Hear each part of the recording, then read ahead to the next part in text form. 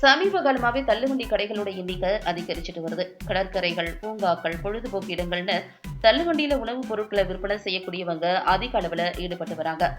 இந்த நிலையில தள்ளுவண்டி கடைகள்ல விற்கப்படக்கூடிய உணவுப் பொருட்கள் தரமற்ற முறையில விற்கப்பட்டு வருவதா உணவு பாதுகாப்பு துறைக்கு புகார்கள் வந்திருக்கு. அதைத் தொடர்ந்து தமிழகத்துல தள்ளுவண்டியில உணவுப் பொருட்களை வச்சு விற்பனை செய்யற உரிமையாளர்கள் முறையா உணவு பாதுகாப்புத்துறை விதியின்படி உரிமத்தை பெற்றிருக்கணும்னு தமிழக உணவு பாதுகாப்புத்துறை உத்தரவு வழங்கியிருக்கு.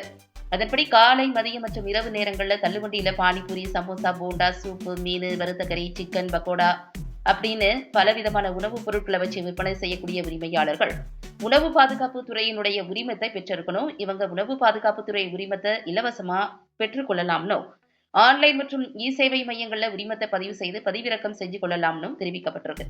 உணவு பாதுகாப்பு துறையின் உரிமம் இல்லாவிட்டாலும் தரமற்ற உணவுப் பொருட்கள் விற்பனை செஞ்சாலும் தள்ளுவண்டி கடையினுடைய உரிமையாளருக்கு நோட்டீஸ் வழங்கி கடும் நடவடிக்கை எடுக்கப்படும், அபராதம் விதிக்கப்படும் தமிழக உணவு பாதுகாப்புத்துறை எச்சரிக்கை விடுத்திருக்கு.